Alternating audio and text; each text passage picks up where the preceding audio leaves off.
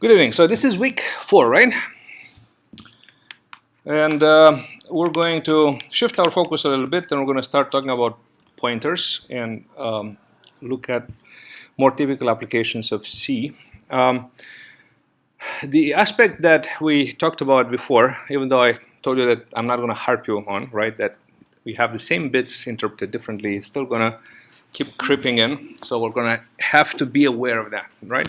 But we're going to try to focus at how do we model the real world with data, essentially, right? We have to encode properties of objects and relationships between them, right? And we're going to look at basic data structures such as linked lists and trees and typical algorithms for them and how we implement them in C. You might know a little bit about these from other languages. What we're going to do here is take full advantage of the power that C has and implement very efficient, very fast algorithms. And we're going to try to explain why that is, and we're going to try to explain why pointers help in that respect. The first thing I would like to, I'm going to try to draw today, and not quite sure how that's going to work out. Let's talk about memory, right?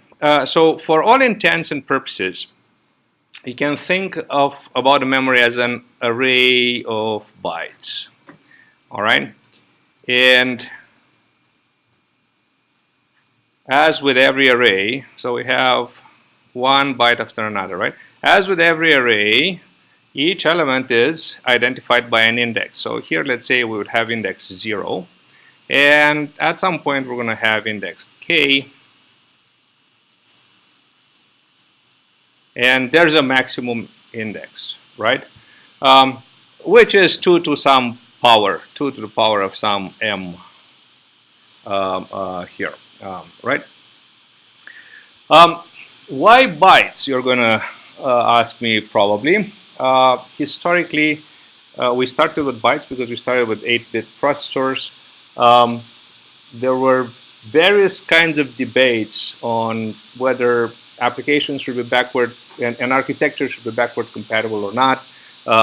When architectures moved from 8-bit to 16-bit and then to 32-bit and then to 64-bit, you know, there were proponents that would say, well, the unit should be whatever the register size is, right? So if we have a register of 32 bits, whatever we see here as the element of memory should be of that size. But that didn't fly, right? So backward compatibility was a lot more important. The fact that we wanted, or the world wanted to continue running older applications on newer hardware, right, prevailed.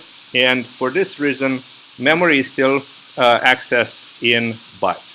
These indices that you see here, we call them addresses. Yeah, the drawing doesn't work very well, but it's the only way I can record it, right? So I would otherwise draw on the whiteboard. But let's delete it. So they're called addresses, right? These are the indices. The important thing is that you have to deal with addresses as if they are symbolic numbers, right? So each time you run the program, the addresses that you use in that program may be different, right? Because they depend on stuff that the operating system throws at the program, right? So you can't rely on a specific range of addresses being there all the time, right? A typical memory map, it would be interesting now if I can actually change the color.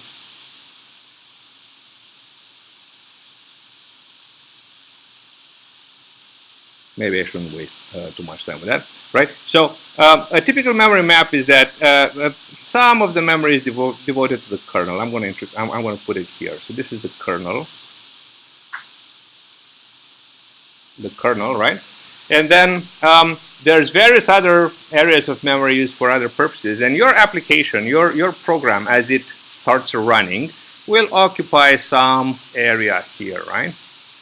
So there will be a start address and an end address, but even this space is quite structured. So at somewhere here, there's the beginning of the data area, right? Which is where you would have static data. Here would be the beginning of the heap. We're going to talk about these areas.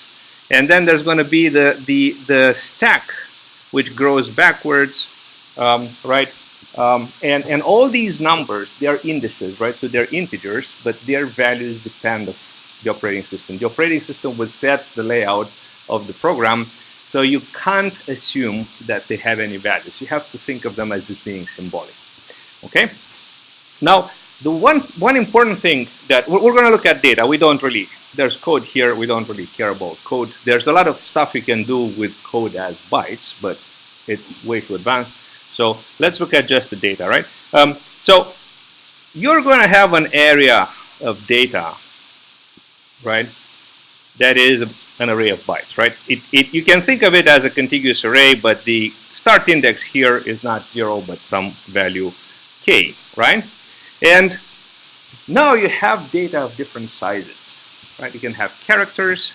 So you have a bunch of characters. Each of them takes 1 byte, right? So there's a character here. There's another character here, right? Then you might want to have an integer, right? And you're going to probably stop me and say, what about alignment? Let's ignore that if you don't know what it is, don't worry about it. If you know what it is, let's ignore that for a minute. So now we have an integer that maybe is 4 bytes, right? And then maybe we have a double precision number that is 8 bytes. 1, 2, 3, 4, 5, 6, 7, 8, right? So this is a double precision, and so on, right? So we have the same building blocks, but we have to build data of different sizes, right? How do I identify the data? We already know the size of it, right? So the way to identify, to know where the data is by their start address. So always we're going to have the start address saying, oh, this is where the object resides. This is the identifier of the object. Two things cannot be in the same place, right? So you always have different addresses for different things, right? If the addresses are different, then they are put in different places. Now, suppose that somewhere else I want to have an array of objects of different sizes, right? So right from this point on, I want to start an array of objects of different sizes. I'm just going to say that this is my array. And the elements of the array are exactly these 4 elements that I have just placed here, right? So this should be the first element of my array, this is the second, this is the third, this is the fourth, right? I can't have these objects directly placed in my array because they have different sizes. It would be very difficult to find the object at index k in this array A, let's call it A, right? So let's say I want to find A sub 2, right? So this only works if all the elements of the array have the same size, right? At which point I'm going to say, oh, this is the start of the array. The size of my element is S. So I'm going to say A plus 2 times S. That's the start of my element. Okay? So what can I do if I want to store elements of different sizes? Well, I'm going to use as the elements of my array the addresses of those elements. Addresses are numbers. They are typically bounded in size. So for instance, if we use the core architecture, Intel's core architecture, which is on all your machines, right? Then that will be a 64-bit entity, which is pretty much the same size as a long, and you can think of it as a long number, right?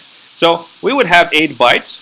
So I'm just going to put a number of little, I'm not going to count them, right? So this would be the address of this guy. This actually would be K.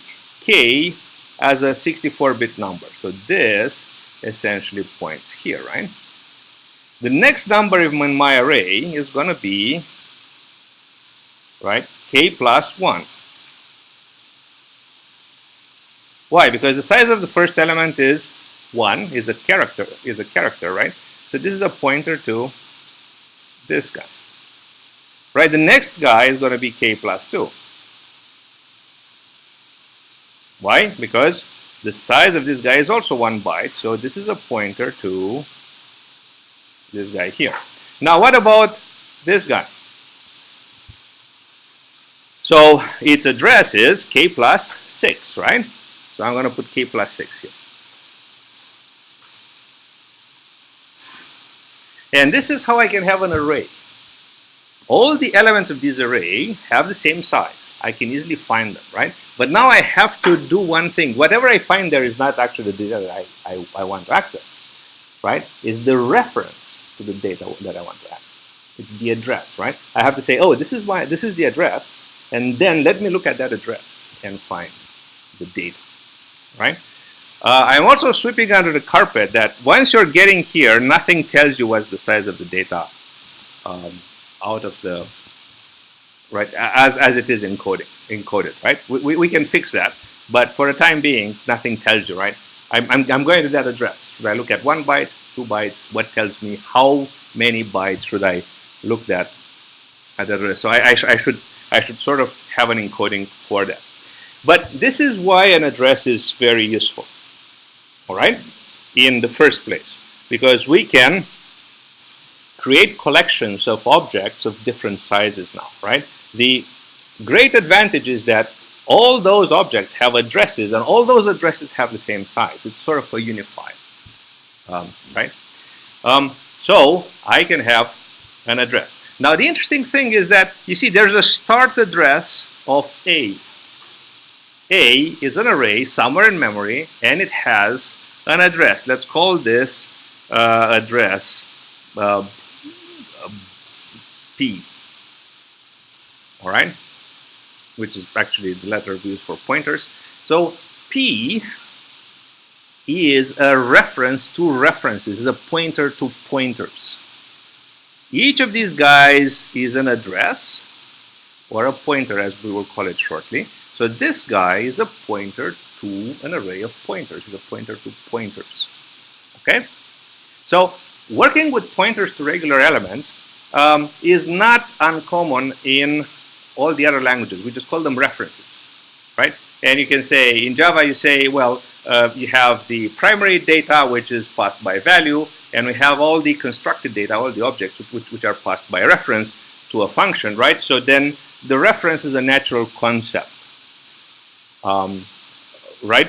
But then you don't have references to references. You don't have references of references, all right?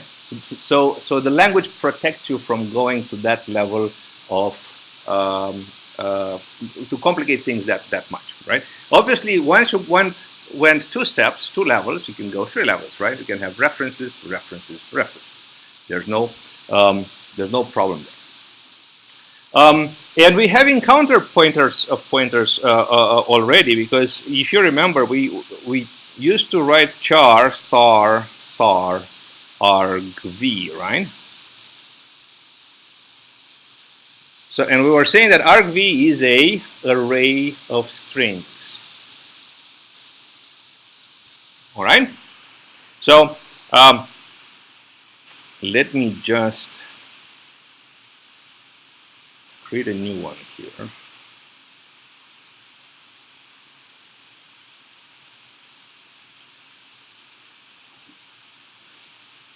So how do we get to that? Oh, didn't want to.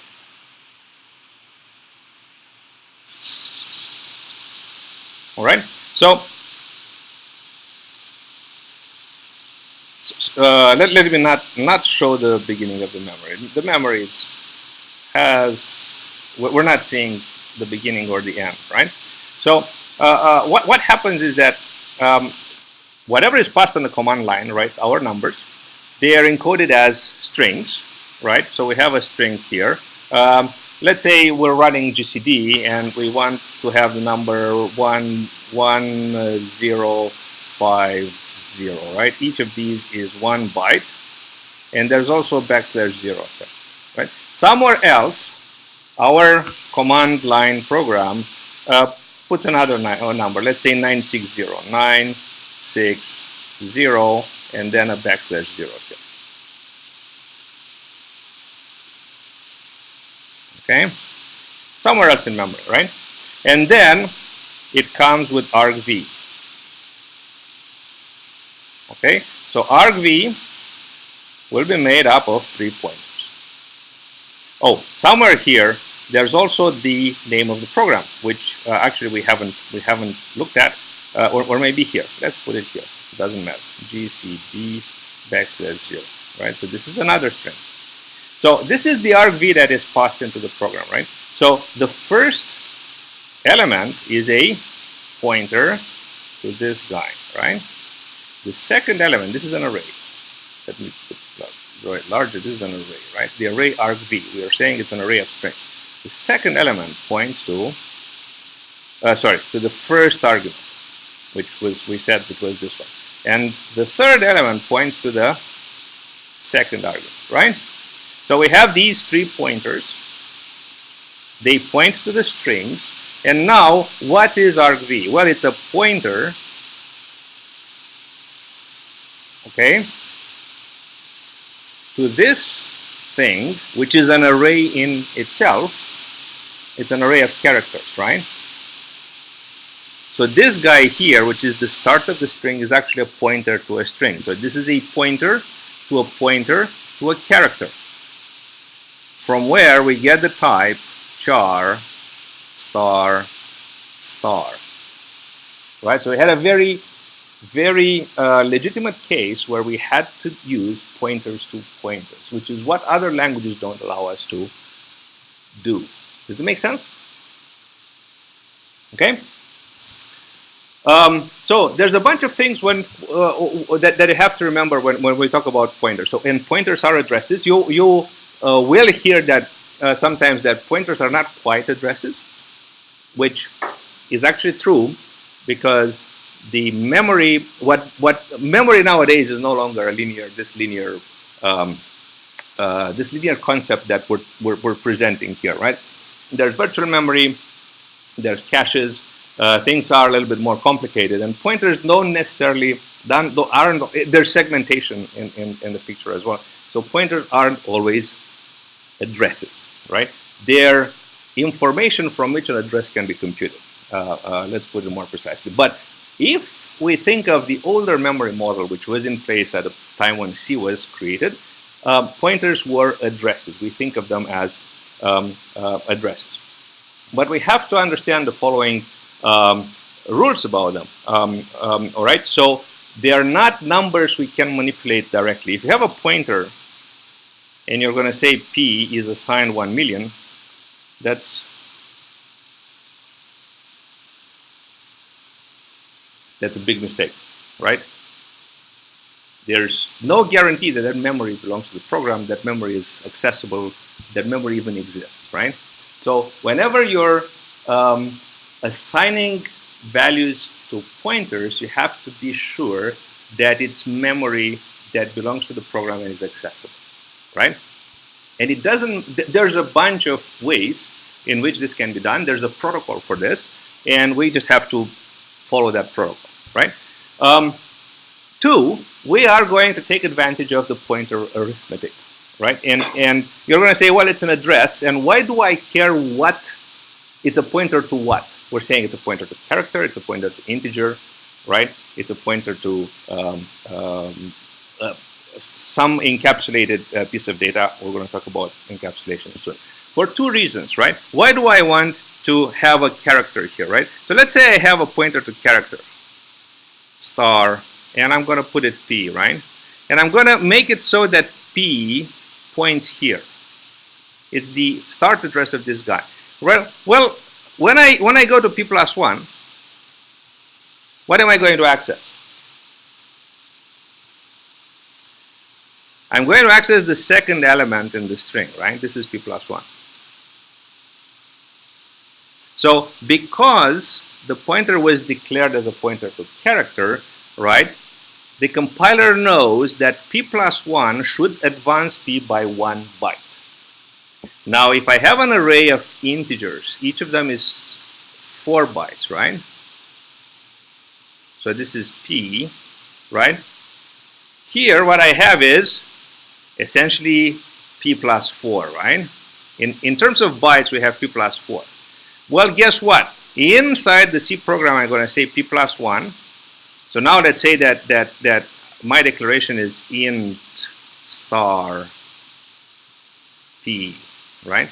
So P plus 1 is still going to go to the next element. P plus 1 is here, right? P plus 1 is going to go to the next element. Why? Because the compiler knows that this is a pointer to int. The size of an int is 4. So this constant here, whatever it is, will be in the background multiplied by the size of the data that the pointer points to. All right? So you have to remember that, right? So the pointer is always points to something, and we want that something to have a meaning. We're going to see pointers to void as well. That's when we don't care what it points to. And at that point, P plus 1 means go to the next byte. I don't care what kind of data P is pointing to. Yes?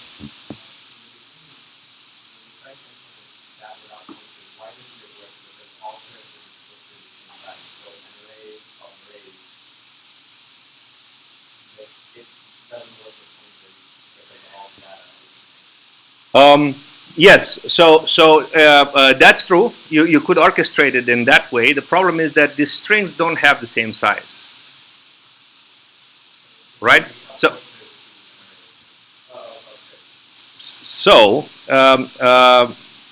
let's clarify exactly when what you say would work.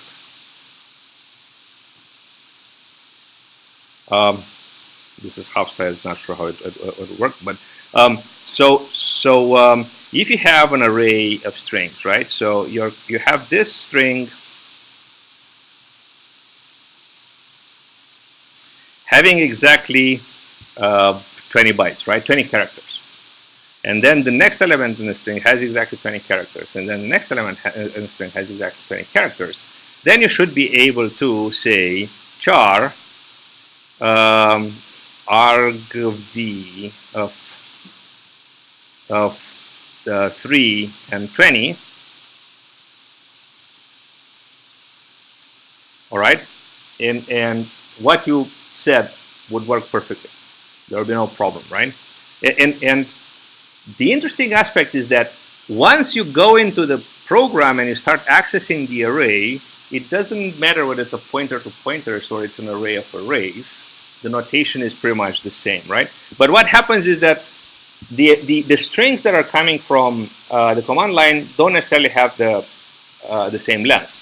And we don't know in advance what kind of length it's going to have, right? So Bash is going to try to find memory for those strings, and I'm going to put one string here of whatever size it is, another string here of whatever size it is, right? Another string here, whatever size it is, right? And then it's going to take these strings and say, oh, I have to create argv.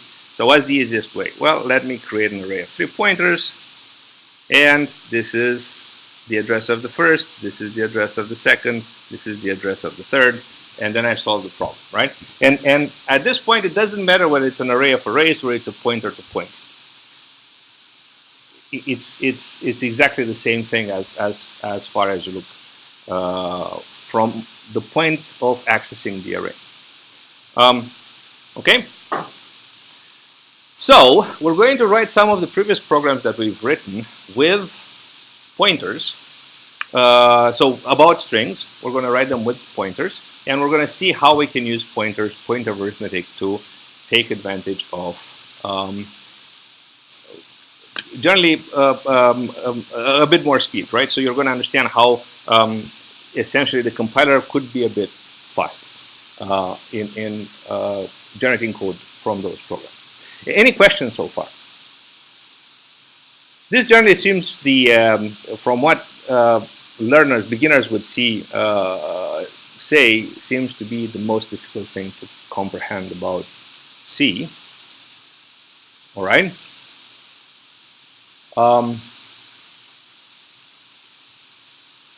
And yeah, I'm curious whether you're encountering any difficulties so far. Okay, let's give it a try then. So I'm going to stop GIMP and discard the changes. Windows has a very good tool for drawing on the screen while recording. I haven't found one for Mac. I've tried quite a few, none of them work well. You'll notice that I changed my editor to VS Code.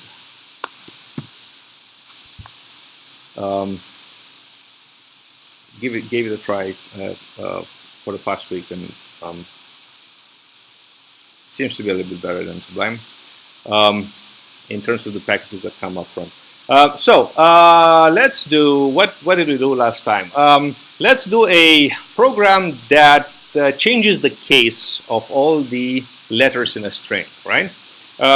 So we're going to start with include stdio.h,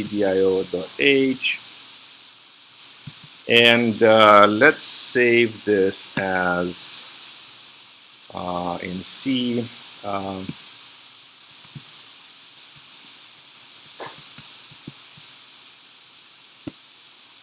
All right, int main int arg v char star star, sorry, arg v.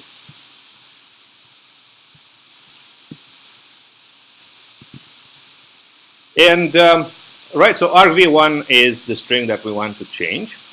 Okay, and I'm going to say, for simplicity, char star p equals argv1. Okay, so look at the type, argv1. So and let's start using pointers, right? So I'm going to say here +1, and I'm going to put a star in front. Right, so we learn to access the information pointed to by a pointer, right? So argv is an object of size char star star, right? So argv +1 will just go to original value argv plus 8, right? It's a 64-bit. The address is a 64-bit entity, so it has to go +8. And then we access what is there. So this is exactly as if we said argv1. Now, you might prefer this one, or you might prefer this one. In this particular case, it's exactly the same amount of time we spend in accessing the data. Okay? Now, so we have p, char p essentially, and I'm not gonna, I don't like, or let's leave it as p. I should denote it by s because it's a string, but p is pointer. So while star p is not equal \0. All right. So we're going to modify this string in place. Okay. Now, when do we want to modify this string? Only if it is a capital letter or a small letter. All right. So we're going to say if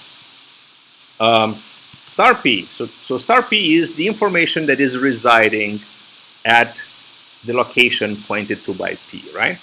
So if star p is well,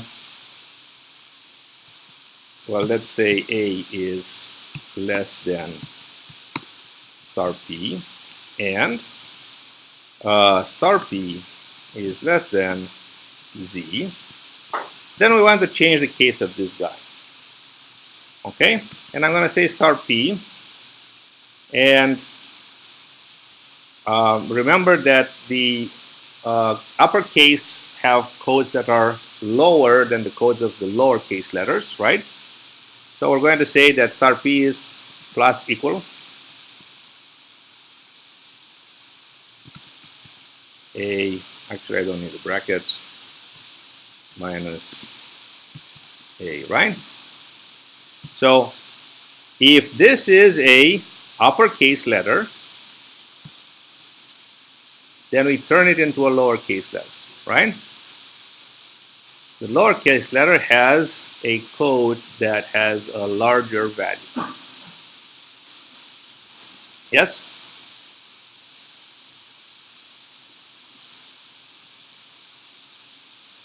Else, if,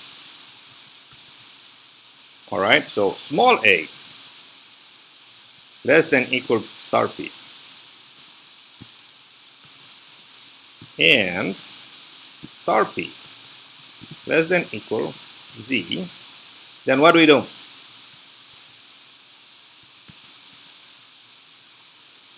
What sign do I put here?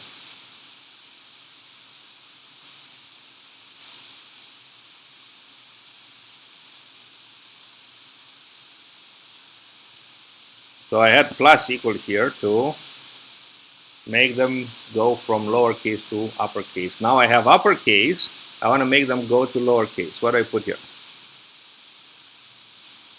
Minus equal, okay? And it's the same quantity.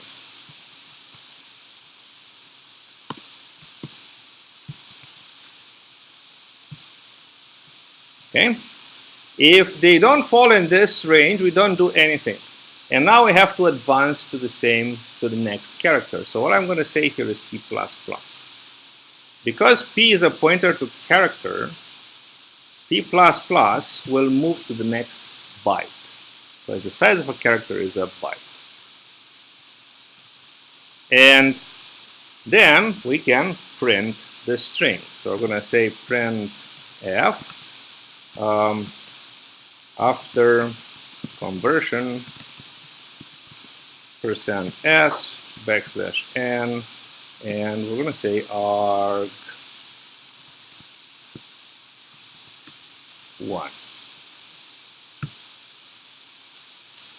Okay? Or you can use this expression. Let's just use one of each. So actually, as a professional programmer, you should never use one of each. You should pick one and stick to one.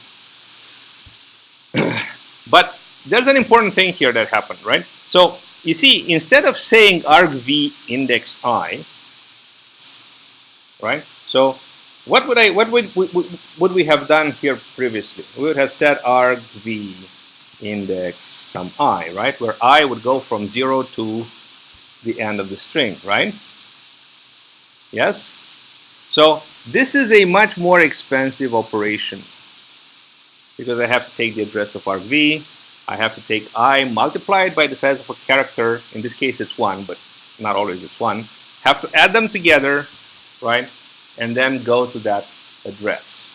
So it's essentially a slightly more expensive operation. Working with a pointer is faster. I directly have the address, and I just advance the address by the size of the element, whatever that element may be. That will generally be faster. Okay, so GCC -o change case.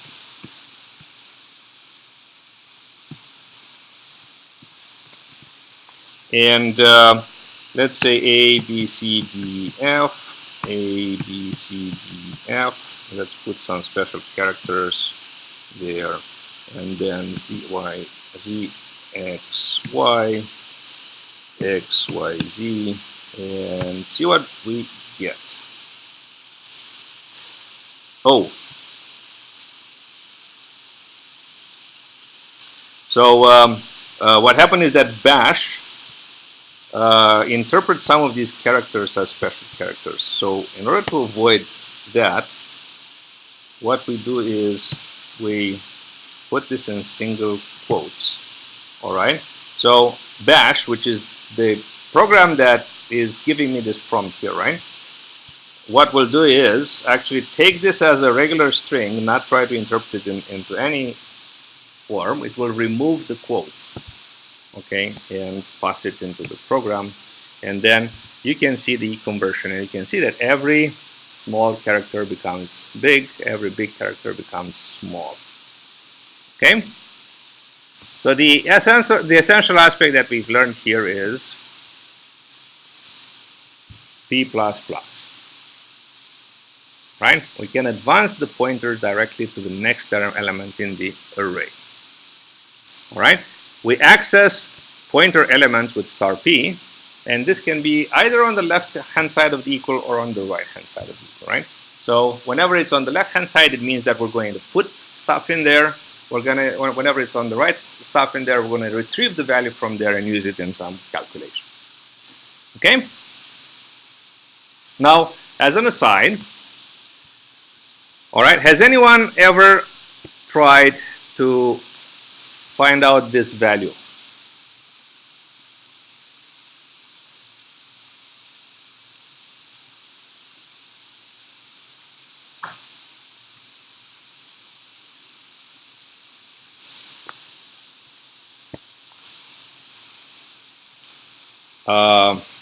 We go back to our friend Python, all right?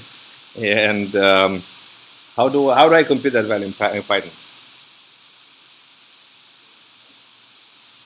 No, this value, right? This value is an integer value. How much is it?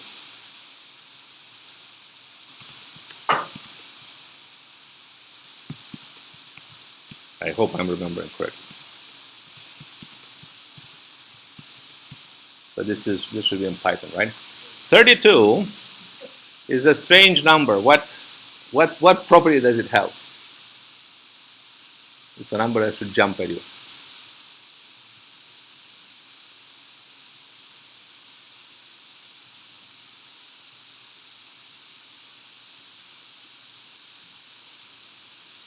Louder. Exactly, right? So how many bits are 1 in that number?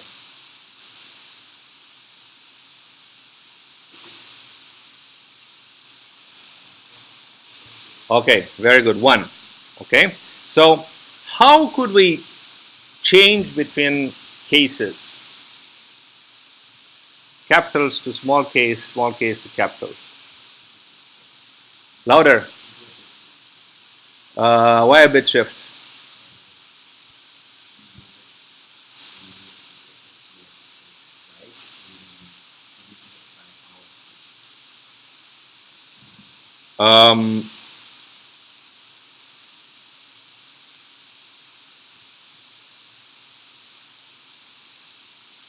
I don't understand how does the shift help you here?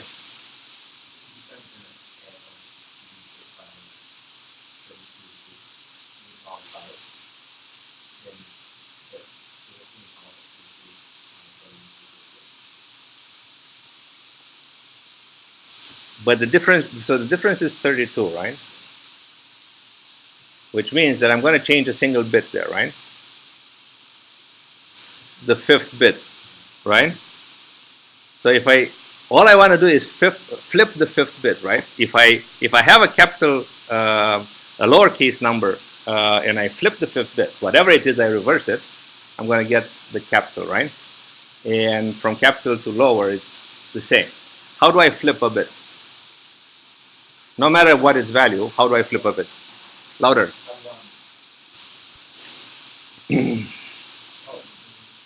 Flip a bit, change its value. From 0 goes 1, from 1 goes 0. What's the one thing that helps me flip a bit? Negation.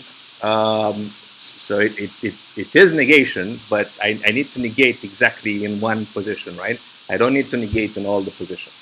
So I want to leave all the other bits alone. I want to only flip the 5th bit. What do I do?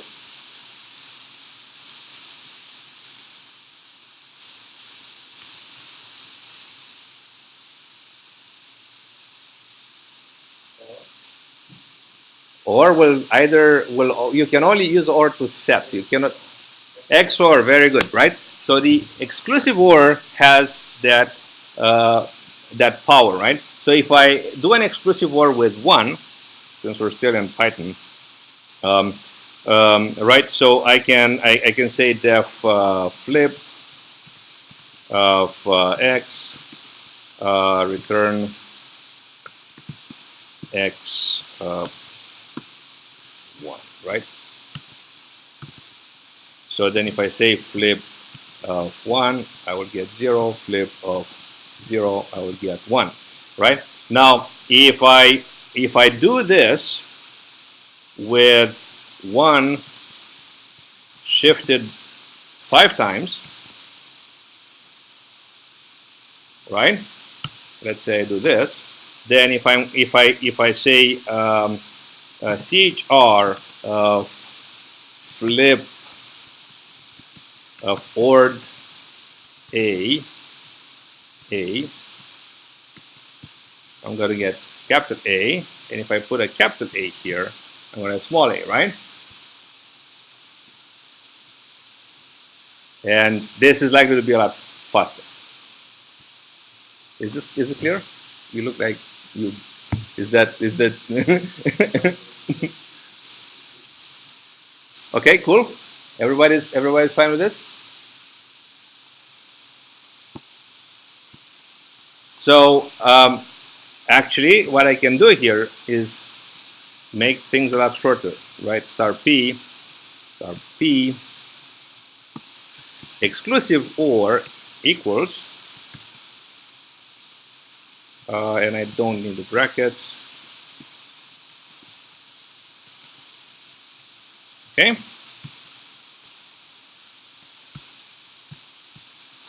Program is now a lot shorter. Clear?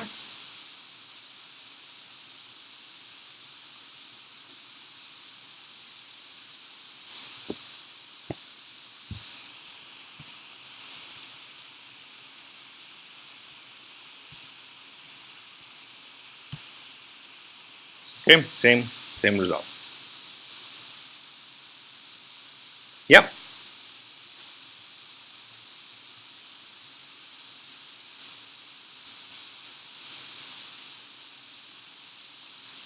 Okay, let's do one that is slightly more complicated.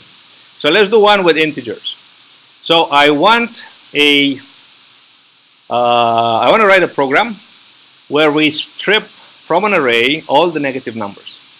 So we're going to read an array that has some integers inside, all right? And then we want to strip all the negative numbers.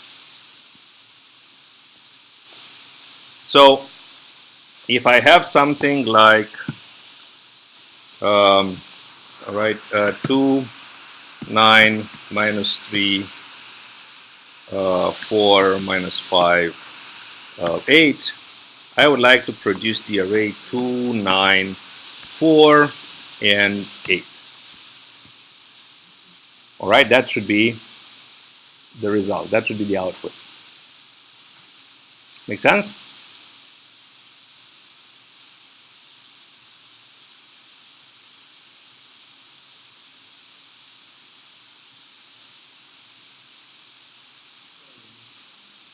Remove all negative numbers, but so essentially collapse the array,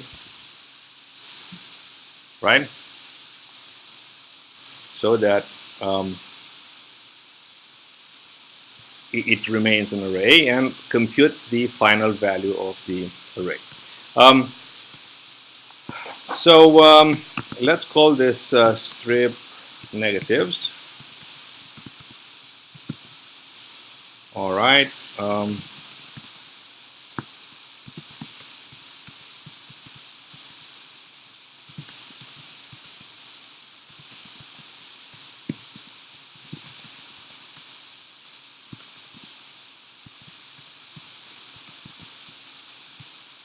All right, so the first thing that we need to do is produce the array of integers, right? So the array is going to be inside argv,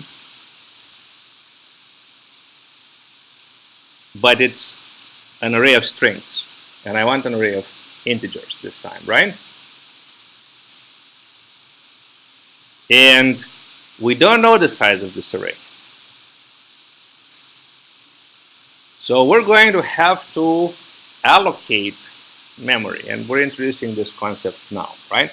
We want to get exactly as much memory as we need, right? We know what the size of the array is at this point when we have entered main. We know what it is, right? What it would be at that point. So what I'm going to do is call this program as strip negatives. And I'm going to write exactly what I wrote previously here. 2, 9, minus 3, 4, minus 5, 6, minus 7, 8, right? And this is what I'm going to run, right? And I want the result to be 2, 9, 4, 6, 8.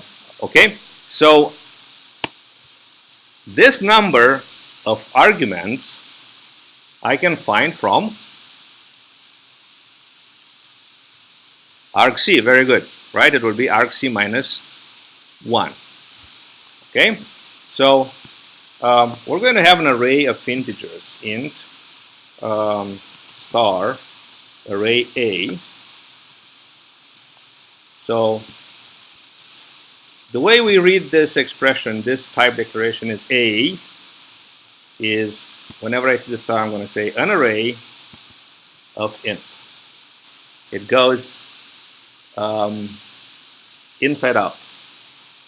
All right, let's do another one so that you kind of understand the rule. You're not going to quite understand what this type is for, but I can have something like this, star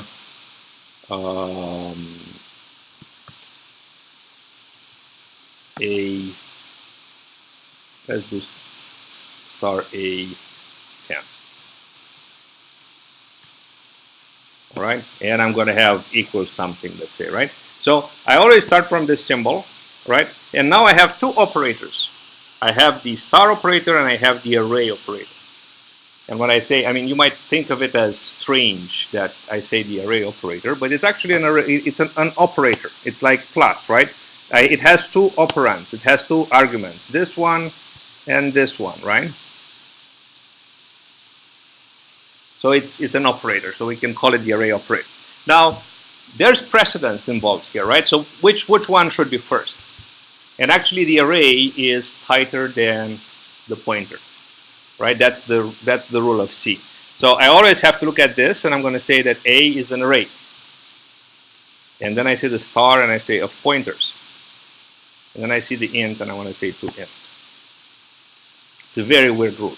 No other language has it. Thank Kernighan for it, if you ever want to. But that's how it works. So always try to go from inside out, from the symbol outwards, right? And whenever you have multiple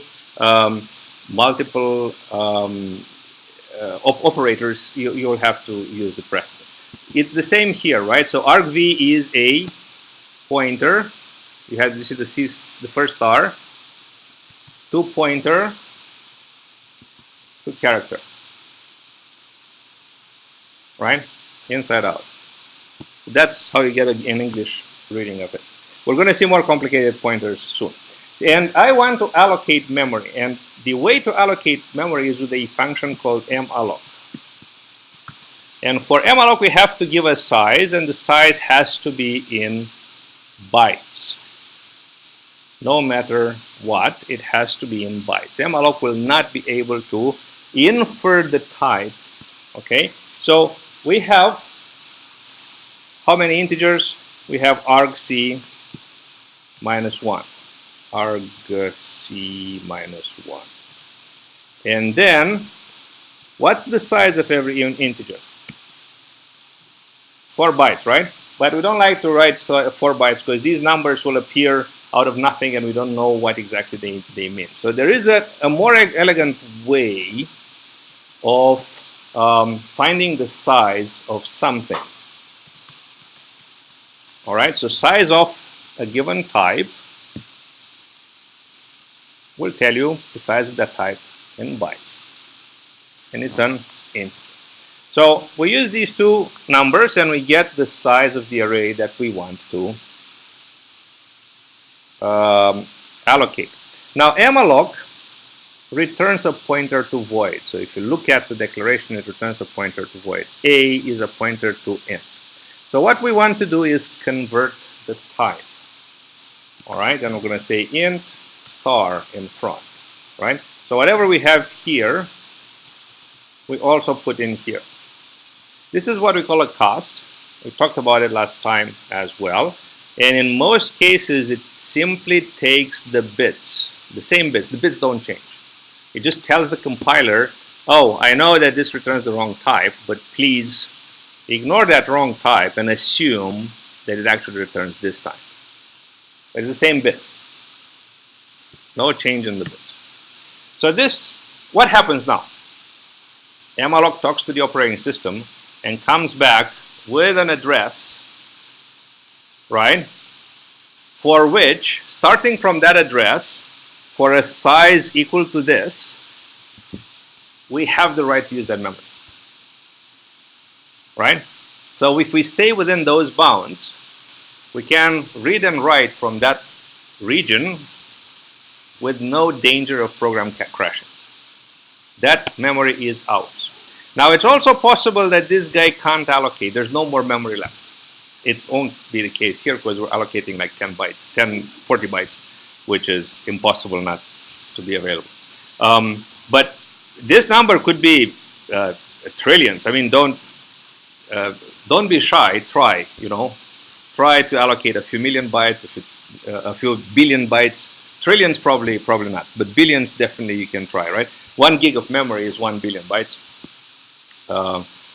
Most of your machines have more than 1 gig, so you should be able to allocate a gig of memory.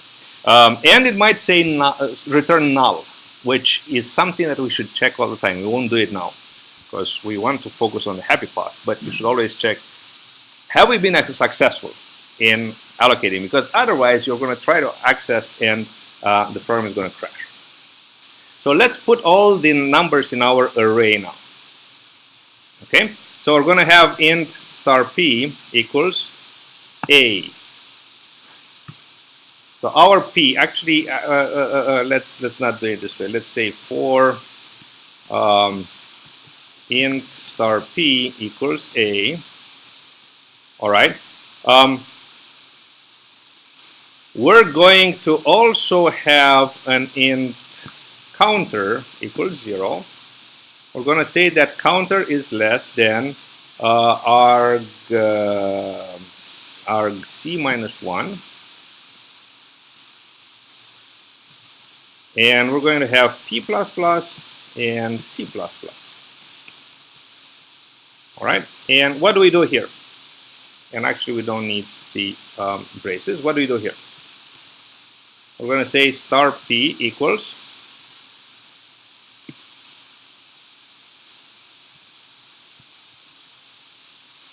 okay, let's at the same time do a char star q equals arg v plus 1. And I'm going to do a to I of q.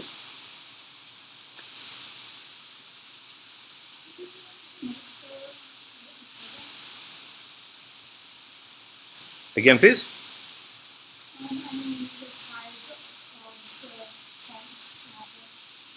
The size of that again? The font size larger. Yes.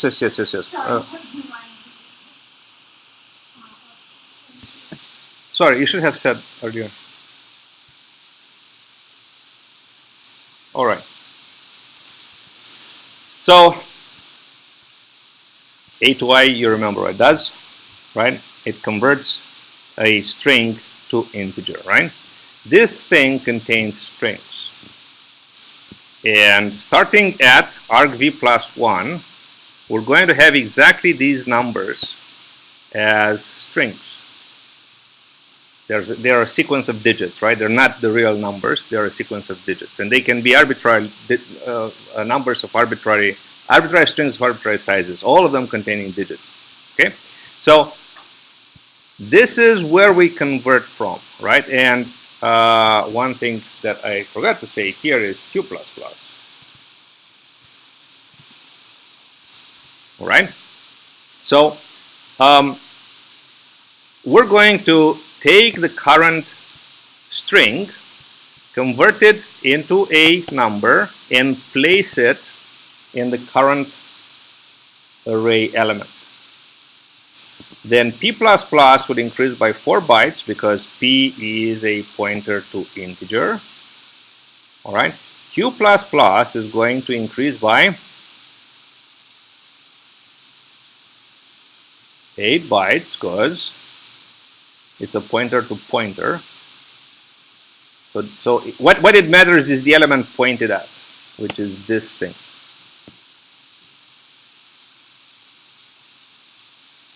Right? So I'm going to ignore 1 star. P points to int. Q points to, I'm ignoring 1 star, but I have 2 stars here. So Q points to pointers to characters, right? A pointer to character has a size of 64 bits. Therefore, Q++ is going to go up by 8. All right? And we have a counter because we want to convert exactly the number of numbers that we have here on the input, right? And what we're doing is star P equals 8y of Q.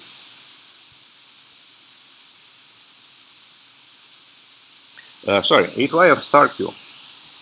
Do correct me. So Q is a pointer to pointer. Star Q is a pointer to string, right? Yes?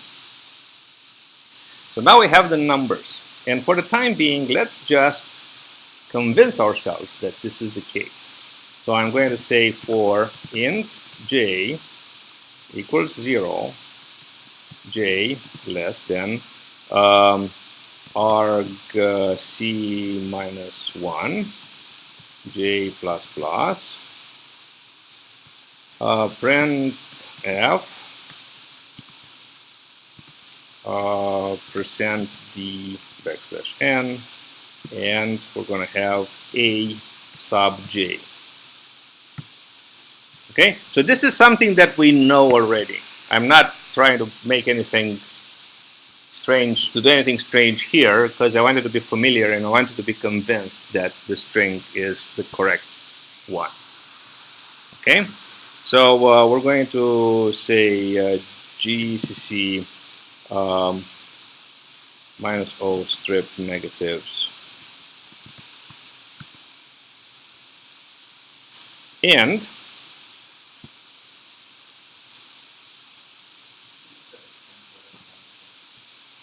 line 6 missed a semicolon. That's true, but there's more in that. I have to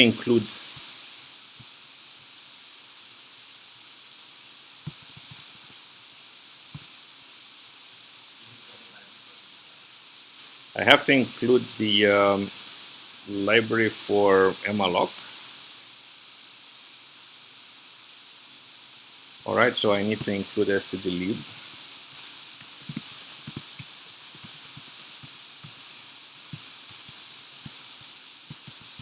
And now all my numbers are wrong. Let me just reset this.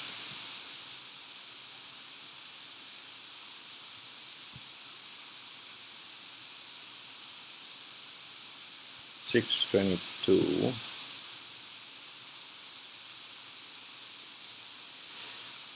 Unfortunately, I can't have multiple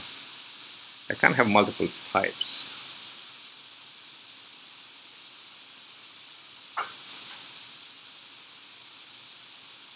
Okay, so I can't have multiple types. I'm going to just take this one out.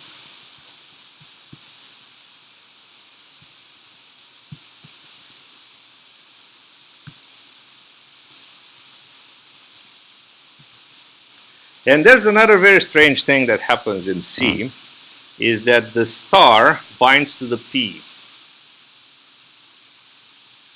which is again very stupid, but it is what it is, which means that this C here is not a pointer, it's just an int. This star doesn't apply to the C, only applies to P. But this allows me to write it in this way.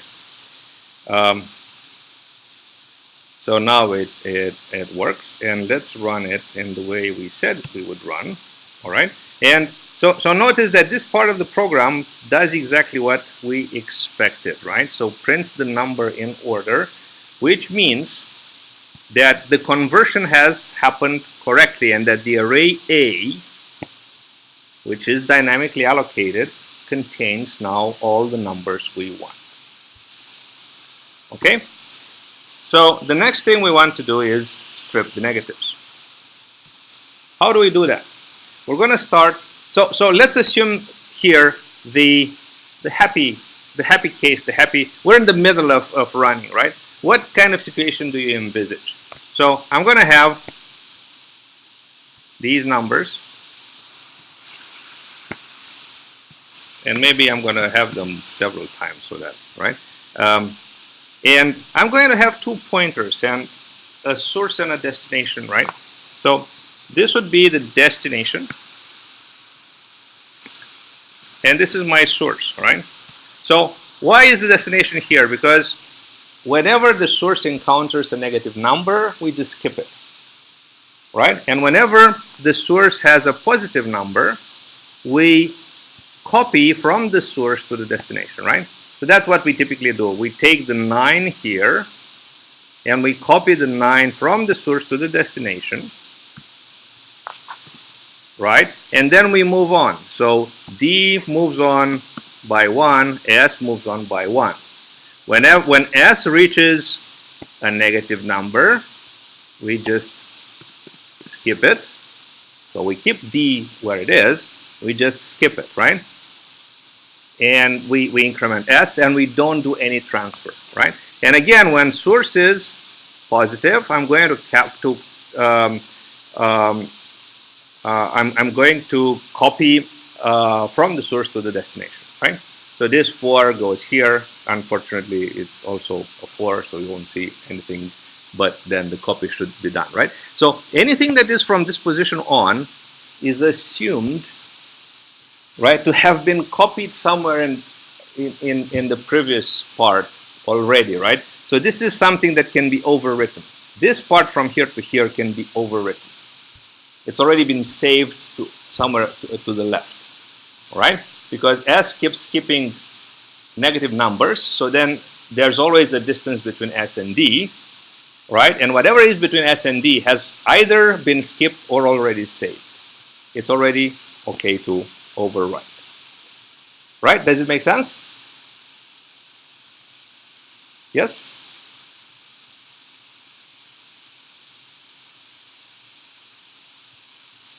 Too complicated?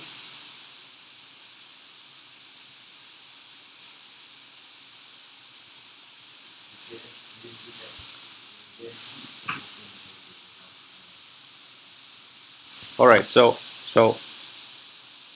you're skipping. All right, so let's start from the very beginning. So both S and D are in the same place. S here, D here.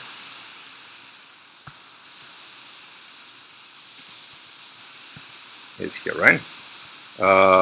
Let's say there's a -3 here, right? So 2 is positive. So there's no problem in copying from source to destination, right? It's redundant, but it's also not wrong. All right? And then we increment both.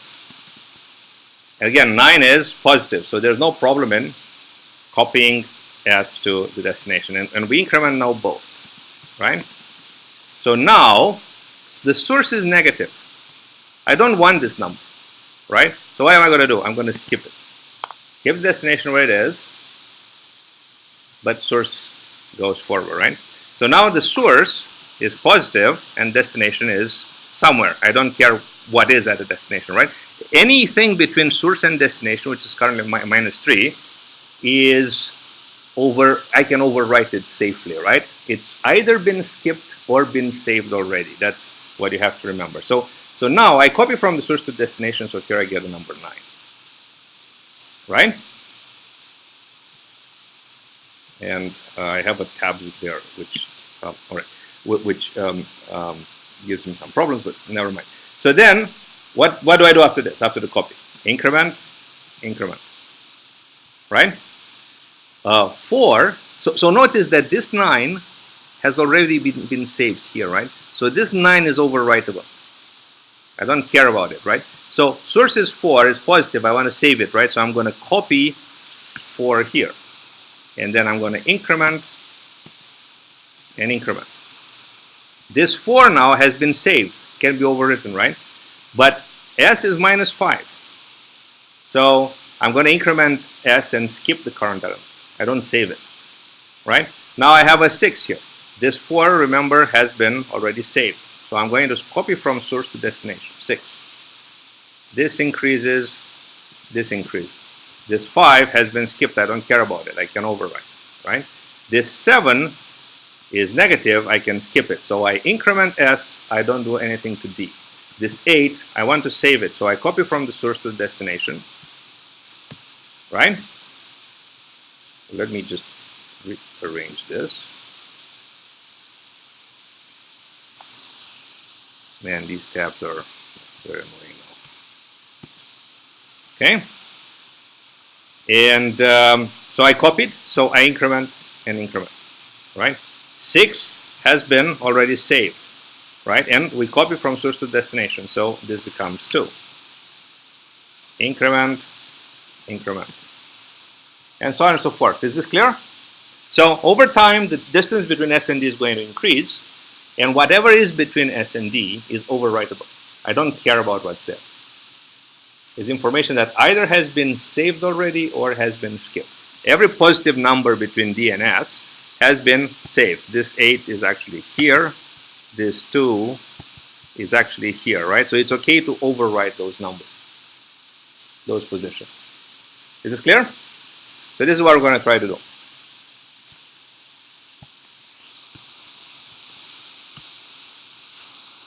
Okay, so we already have. Oh no, let's use source and destination, and let's use completely new pointers. Let's not reuse. And I'm going to try to use a for loop. So for, and we have int star s equals a, and star d equals a as well. All right. Then the source will be the first one to reach the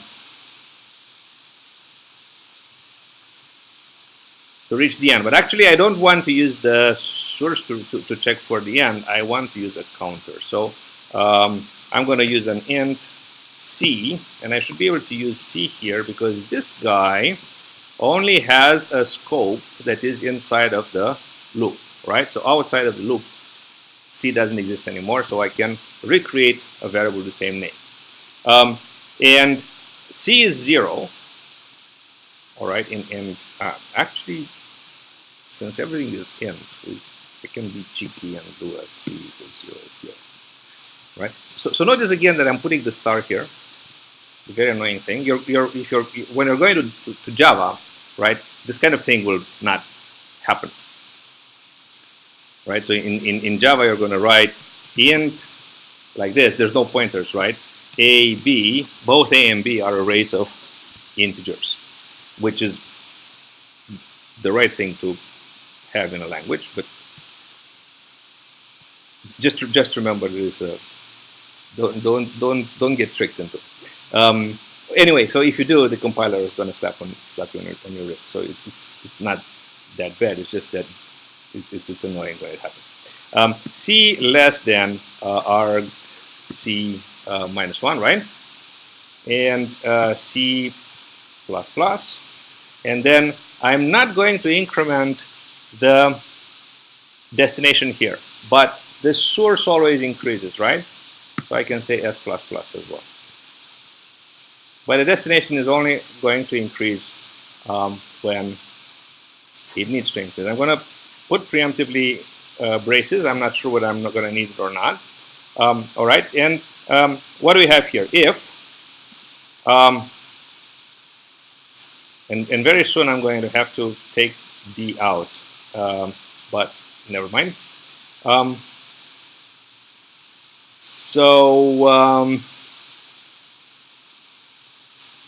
If star S less than 0. So actually, I want to look at the case when star S greater equal to 0, we're going to have star D equals star S and D plus plus. Now I can be really cheeky, and that would have been the style of the 80s and 90s in C. I can say this, and I'm going to do that just once, in which case I can delete the braces. D plus plus as opposed to plus plus D increments D after the assignment, right? So essentially you have two statements in there, right?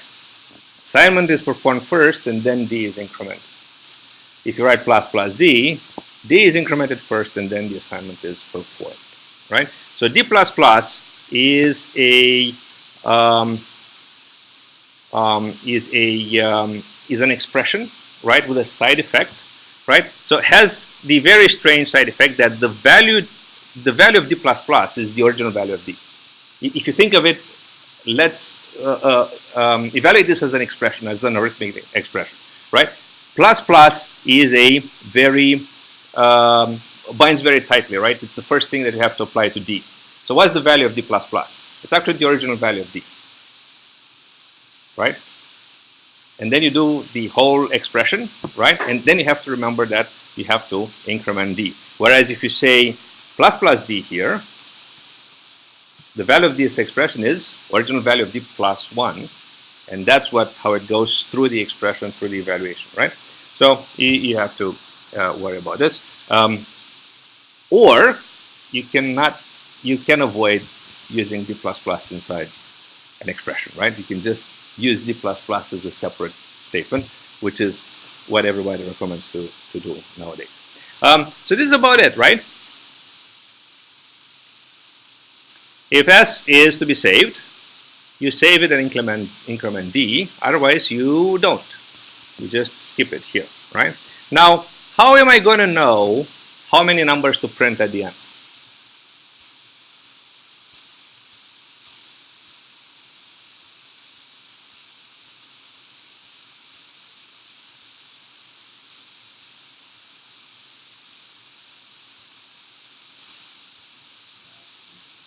The last D, right? The problem is that we have declared the last D in here,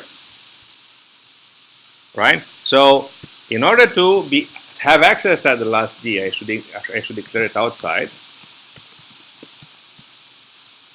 and remove it from here.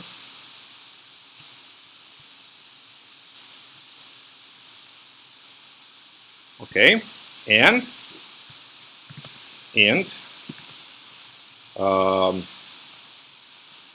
positive length, let's call it like this so that it's very clear. How do I calculate this? What's this value?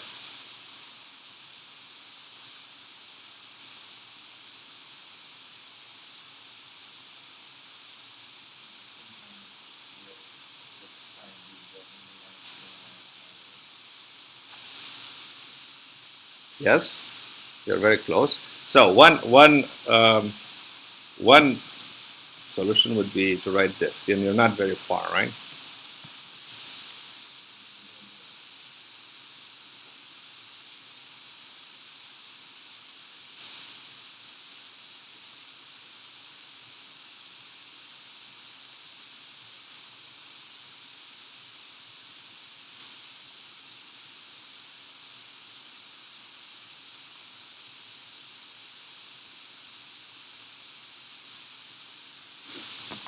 I was tempted to write a.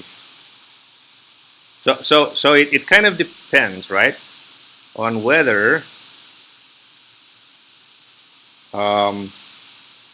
D has been advanced at all or not, right?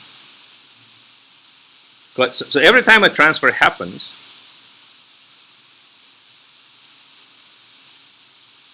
right? Every time a transfer happens, D goes to the next element, right? So you start with D at equal to A, right? And if you have one transfer, then you move on, right? So it should be actually D minus A. It should be correct, right? Even though D might be a positive number, D might be sitting on a positive number. Whatever D is on is not part of the string, right? So this should be actually the correct length. All right. So now let us print the numbers, and we're going to do it in a similar manner, right? So using a pointer. So for int star p equals a, and I'm just going to say p minus a less than positive length, and p plus plus. I'm going to say print f. So I'm going to leave a space in front and say %d here, and print star p. Right. So notice that I don't add \n. I'm going to call printf multiple times, and I'm going to call printf at the end. Actually, there's a bunch of functions, but I never bother to learn them all, that would help with this kind of formatting. Right? So there are better ways of doing this. But what you do nowadays, mostly in C, will not require printing. So your ability to print in C will not be very important ever.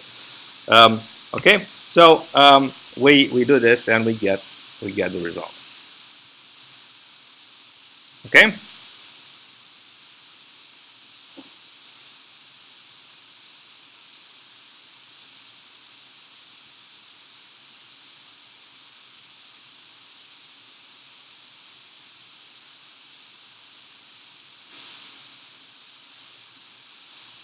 Now, importantly, we're not doing it here, and actually we should be doing it. You see, whenever we're done with this chunk of memory that we're using here, we should return it back to the operating system, right? And that's done via a function called free. So you should say free a. All right. Now, what happens at the end of the program automatically is that the memory is freed automatically. All allocated memory is freed automatically. And in this case, it wouldn't be a mistake to just rely on the runtime to free the memory. All right. But you have these programs that run for a very long time, and then at times they use a lot of memory, but then they don't need it anymore, right? So you should always, if you're a coder for such a program, you should always be mindful of other programs running on the machine at the same time, right? So whenever you don't need memory, you should, as quickly as possible, relinquish it, right? In modern languages, this is not necessary because memory management is done via a mechanism called garbage collection, right? So as soon as this is seen as garbage, this A is seen as garbage, right? There will be sort of like a robot go and reclaim all this garbage and make it available again. But in C, that doesn't work, right? It is also possible that you're inside a loop and you're allocating memory. At the end of the loop, you don't need it again, but you forget to relinquish it, and you go back to the top of the loop and you allocate again, and you forget to relinquish it, and the amount of memory keeps growing, right? And you run. Where can you see the amount of memory that a program uses? Right. So there's a command called ps. It's available in most Unix operating systems, right? And this is the list of all the programs that are running currently. And if you go at the top, I don't know which column it is, but we have column names. So you see the % of memory here, and this is the virtual memory size, and this is the resident size. So both of them are important, right? A program which runs very frantically is very CPU intensive. These numbers are going to be very close to each other. All right. apps that are I/O input-output intensive, right? They're not so CPU intensive. These numbers will probably differ quite a bit. Most of the operating system processes are I/O intensive usually, so they will have different numbers there. And you can see how much it takes, right? And you can see how long it takes over time. There's another command called top.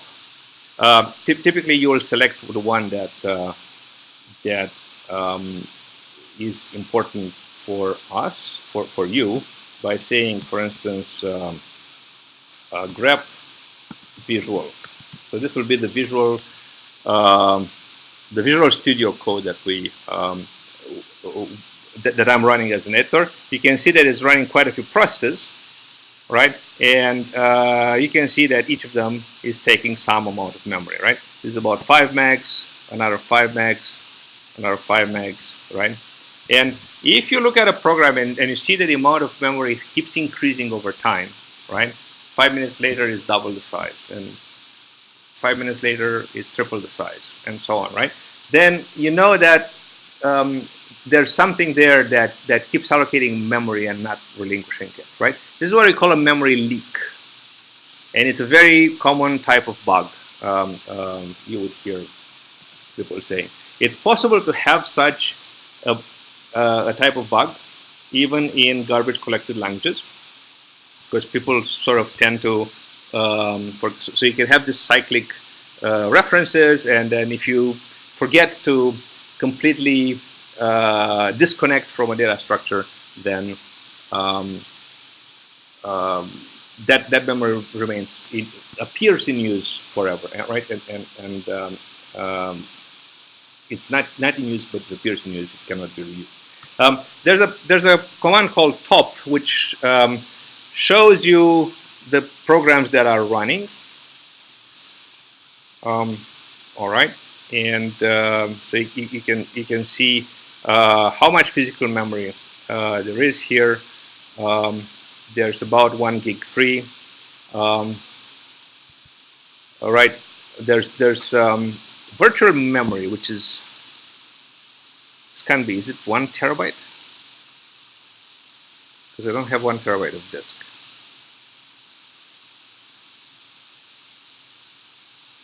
I don't think I've seen this number this large. Anyway, so what you will see typically is programs that run and take CPU time, and you can also look at their memory footprint and see whether it's constant, whether it's increasing or decreasing, right? And it's interesting on all the operating systems that where when you run top itself is quite intensive, both in CPU and in memory, right? So it has about 4 gig here. 4 megs there, and it takes about 7% of CPU, which is quite a bit, right? So whenever you start top, you're going to affect the behavior of the system significantly, so that top itself doesn't give you a good reflection of what the system is doing. Cool. So this is about it for tonight. Any questions? Louder, please. Oh, homework. Good question.